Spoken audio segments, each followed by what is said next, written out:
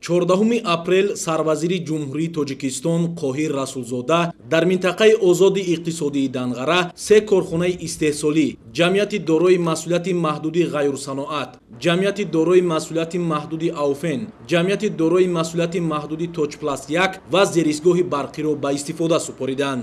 ҷамъияти дорои масъулияти маҳдуди ғайрусаноат аз ҷониби соҳибкори ватанӣ Акбар Ғуломов бо фарогирии 30 ҷойи нави корӣ бунёд карда шудааст. Дар корхона беш аз 20 намуд маҳсулоти босифати рақобатпазир ва ивазкунандаи воридот истеҳсол карда мешавад.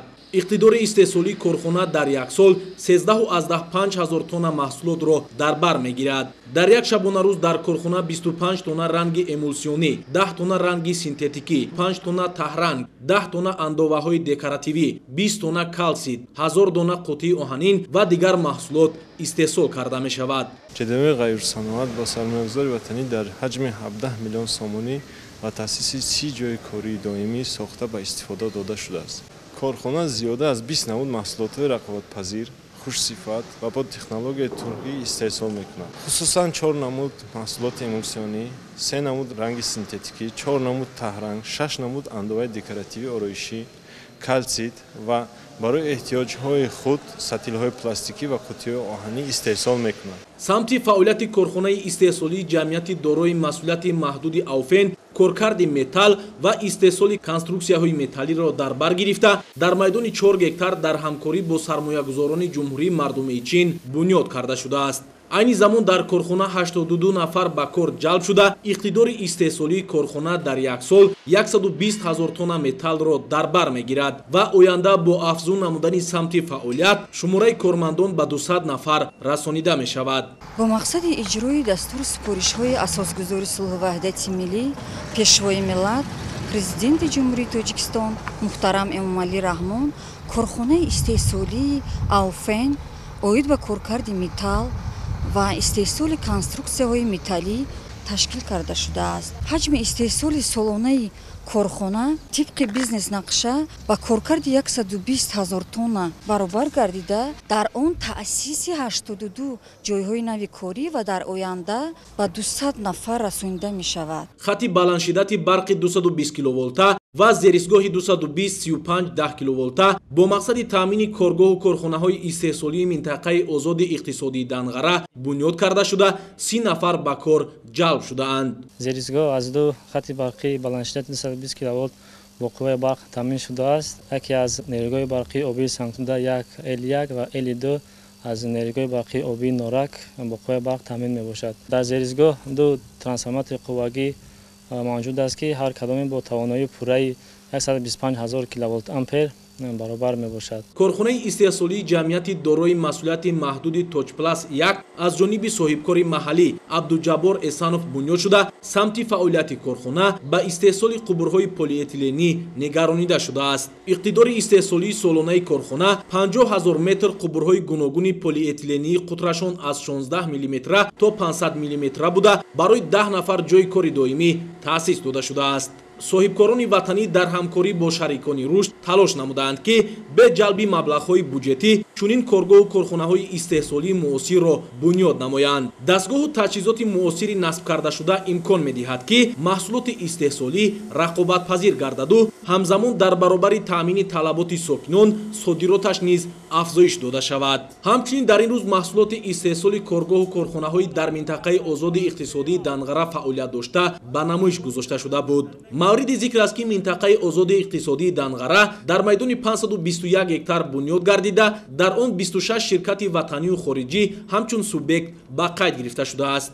ҳаҷми маҳсулоти истеҳсолшуда дар 3 моҳи соли 2021 7 миллиону 500 ҳазор сомониро ташкил медиҳад ки нисбат ба ҳамин давраи соли гузашта 2 миллиону 200 ҳазор сомонӣ зиёд мебошад. ҳаҷми сармоягузорӣ дар минтақаи озоди иқтисодии Данғара аз оғози фаъолият ба 1,8 миллиард сомонӣ баробар гардида дар ин давра аз ҷониби корхонаҳои истеҳсолӣ дар ҳудуди минтақа ҷойгир буда ба маблағи 125 миллион сомонӣ маҳсулот истеҳсол карда шудааст. дар маҷмӯъ аз оғози фаъолият дар минтақаи озоди иқтисодии Данғара 365 нафар бо ҷойи кори доимӣ таъмин гардидааст. дар минтақаи озоди иқтисодии Данғара ба ҳолати имрӯза 26 ширкати ватанию хориҷӣ ҳамчун субъекти минтақа ба қайд гирифта шуда, аз ин шумора 13 корхона фаъолияти худро дар самти истеҳсоли конструксияҳои металлӣ, бетон, қуму шағал, қубурҳои пластикӣ, маводҳои ороишӣ, рангубори сохтмонӣ, рангубори синтетикӣ фаъолияти худро ба роҳ монданд ва инчунин 10 корхонаи дигар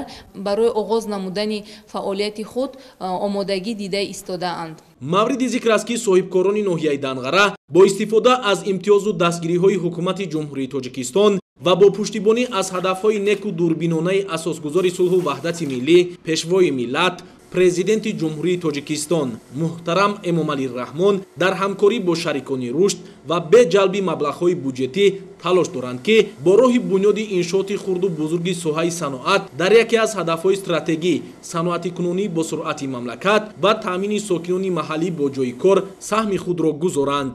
дар айни ҳол ҷалби сармоя ба минтақа давом дорад ва маъмурият бо якчанд сармоягузорони хориҷии ватанӣ гуфтушунидҳо бурда истодааст ва мо боварӣ дорем ки дар соли 2021 аз 6 то 10 субъекти нав бо ҷалби сармояи ҳам хориҷӣ ва ҳам ватанӣ ҷалб менамоем. соли гузашта корхонаҳои минтақаи озоди иқтисодии Данғара беш аз 40 миллион сомонӣ маҳсулоти саноатӣ истеҳсол карданд ки бештари онҳо маҳсулотҳои воридоти васкунанда мебошад. дар маҷмӯъ аз 38 корхонаи саноатии ноҳияи Данғара дар 3 моҳи соли 2021 ба маблағи 466 миллиону 61 ҳазор сомонӣ маҳсулот истеҳсол гардид ки нисбати соли гузашта 59 миллиону 859 ҳазор сомонӣ зиёд мебошад. дар идома сарвазири мамлакат дар деҳаҳои Рахшонзамин, Ҳусейншайх ва Шаҳбур марказҳои хизматрасониро мавриди баҳрабардорӣ қарор доданд. маркази хизматрасонии деҳаи Рахшонзамини деҳоти Корез аз ҷониби соҳибкори маҳаллӣ Лоиқ Пирназарзода бунёд карда шудааст. иншоот дуошёна буда корҳои сохтмонӣ соли 2018 оғоз гардида буд. дар маркази хизматрасонии тарабхона бо 100 ҷойи нишаст, меҳмонхона, китобхона, ошхона, маркази омӯзиши ҳунарҳои мардумӣ ва хӯрокҳои миллӣ ва дигар утоқҳои лозима ҷойгир мебошад. барои дархости хонандагони ҳамин деҳаи зебоманзари Рахшонзамин мо кӯшиш мекунем ки китобҳое ки лозима аст дастрас намоем ва талаботи ҳозираи ҷавононро дар ҷодаи китобу китобхонӣ ва китобдорӣ муҳайё намоем. дар маркази хизматрасонӣ 4 нафар хоҳарон барои омӯзиш ва соҳибкасб гаштани ҷавондухтарони деҳот иқдом гирифтаанд ки курсҳои омӯзишӣ ба роҳ монанд. тасмим гирифтем ки дар ин ҷо барои мардуми ҳамин деҳаи худамон як шароите муҳайё кунем ки онҳо чорабиниҳои худро дар ин ҷо бигузаронанд. ҳар ҳафта рӯзҳои ҷумъа, шанбе, бозор намудҳои қаннодӣ, намудҳои салатҳои миллии тоҷикии худамонро омӯзиш медиҳем. имрӯз маҳсулоти нонии самараи дастранҷи занону духтарони дар марказ фаъолият дошта низ ба намоиш гузошта шуда буд. иттилоъ дода шуд ки ба омӯзиши ҳунарҳои мардумӣ ва омода намудани хӯрокҳои миллию маҳсулоти нонӣ ҷавондухтарон бештар мароғ зоҳир кардаанд. ман миннатдории худро ба сарвари давлатамон муҳтарам Эмомалӣ Раҳмон мерасонам. дар ҷамоати деҳоти Корез чунин маркази таълимӣ ба номи Яҳьё кушода дода шудааст. мо ҷавонон орзуи онро дорем ки чунин марказҳои таълимӣ дар ҷумҳурии Тоҷикистон боз ҳам зиёдтар сохта ба истифода дода шавад, зеро чунин марказҳо ояндаи ҷумҳурии Тоҷикистонро боз ҳам дурахшон месозанд. маркази хизматрасонии Ҳусейншайх дуошёна буда бо саҳми соҳибкори маҳаллӣ Шокир Гулзода бунёд карда шудааст. дар ошёнаи якум ҳамом, ҳавзи шиноварӣ, сартарошхона, кошонаи ҳусн, дар ошёнаи дуюм сехи дузандагӣ ҷойгир буда бо мавриди баҳрабардорӣ қарор гирифтани иншоот 15 нафар сокини маҳаллӣ бо ҷойи кор таъмин шуданд.